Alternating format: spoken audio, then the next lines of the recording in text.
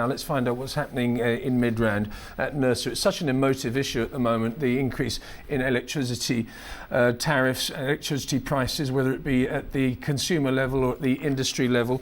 In Midrand for us on Power Lunch is Tumisho Maganyele, who is at NERSA on the telephone. Tumisho, what's the scene?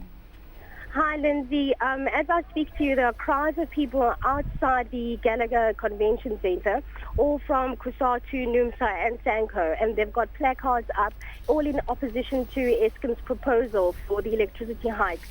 Some of their placards read, "People before profit." Eskom themselves can take a hike. So it's very, very emotional here, and people again are just feeling as though, they're not being listened to, and that it seems like corporate or government, it goes ahead and makes decisions without them. Earlier on, we had Salga inside who took the stand and made their presentation about how they feel about it.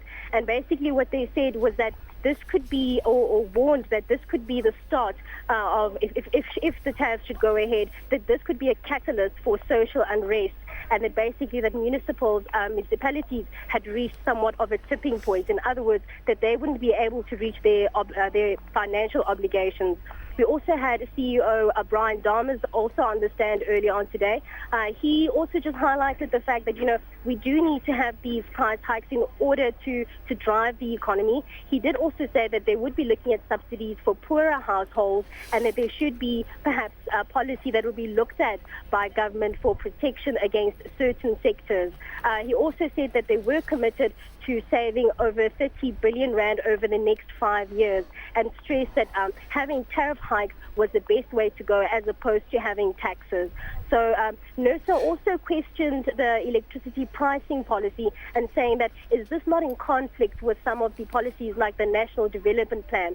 So far we have heard from Eskom, we've heard from the South African local government, and we've also heard from independent mining advisors. And there is one thing that is clear: they're not opposing the fact that we need infrastructure and need financing for it.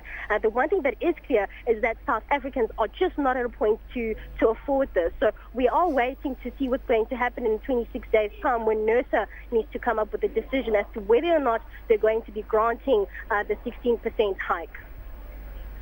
Yeah, of course, this is a legacy issue, isn't it? I mean, people can sit down and philosophize as much as they like and say, well, in the past, previous administrations didn't invest enough in electricity infrastructure, and maybe our tariffs were far too cheap. Maybe electricity in South Africa was too cheap for too many years. But try telling that to somebody who's going to be inconvenienced, and hardship will be caused to them by a 16% increase. And you can see, Tumisho, how emotive this is when you see the municipality boundary dispute that's been going on between Parys and Sasolburg. A lot of that has got to do with increased electricity prices for one of those jurisdictions. So it's a very difficult situation. No, 100%. I mean, a lot of people are here just really, really saying that they're really not opposed to it. It's really just going to be a ripple effect that they're worried about, that the South African consumer just simply cannot afford it, and they really should be looking at other ways of funding.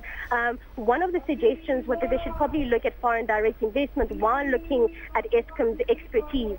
So it's not that they're opposed to this. It's just not sustainable for the South African consumer. We will also be later on in the day be hearing from the South African small and medium business enterprises. As you know, if these tariff hikes do come into place, they already have very small margins, so we just need to know what the way forward for them will be. We'll also be hearing from COSATU, NERSA and SANCO. So it's going to be a very eventful afternoon, and it's already been a very eventful morning here.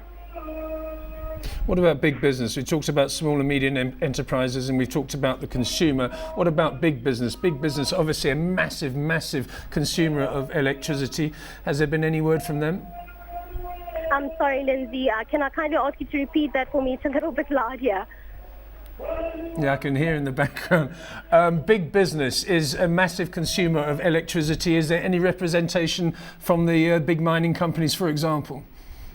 At the moment, not so much. We do have, no, not so much. We had the EIUG who was here.